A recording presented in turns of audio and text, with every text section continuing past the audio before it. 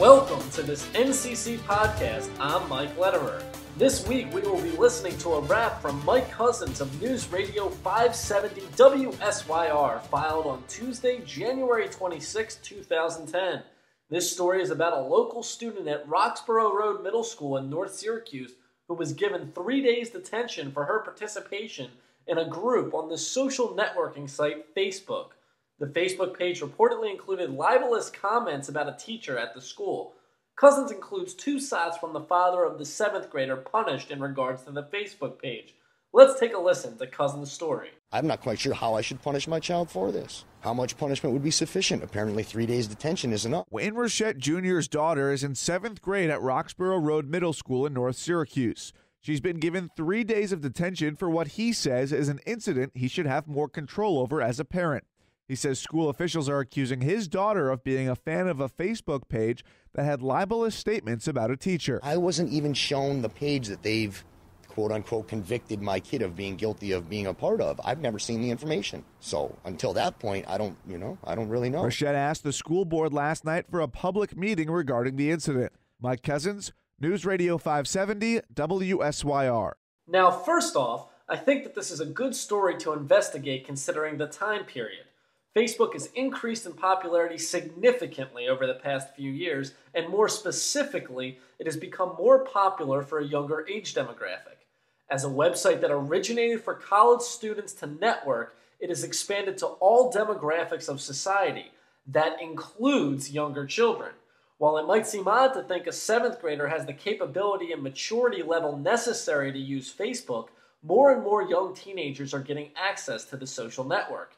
As younger people get the ability to use social networks, they may not completely comprehend the significance of some of the actions and statements that they make.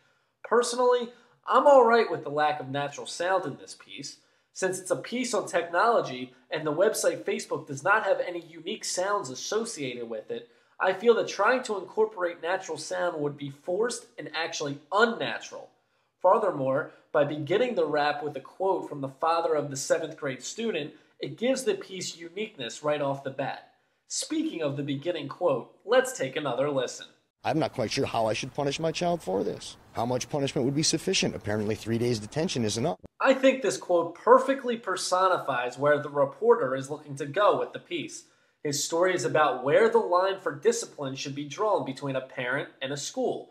Right off of the bat, the piece has the father questioning the punishment given to his child and the fact that the school district took the authority into their own hands without his input. I think the quote perfectly sets up what is to come in the piece. However, I have an issue with how Couzens introduces the father in the story. Pronunciation is very important throughout a piece, and after several attempts to listen through the rap, I am still not 100% convinced what the father's name is.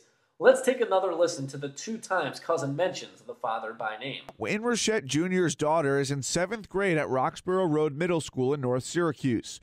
And now the second mention. Rochette asked the school board last night for a public meeting regarding the incident.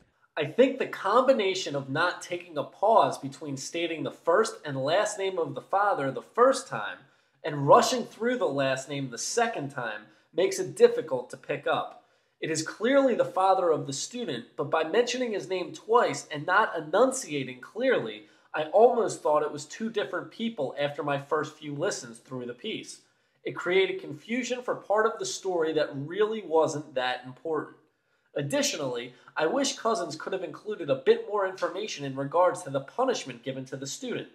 I understand that since she is a minor, it would be difficult to mention the student by name, but there are other questions that I came away from the piece wondering. Was this the only student involved in the Facebook group? Did she create the group, or was she just a member of it?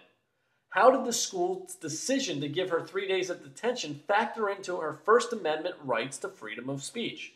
While the piece makes me question whether the school district should have ultimate authority over the parents regarding the punishment of a child committing an act outside of school, it ultimately leaves me with more questions than answers.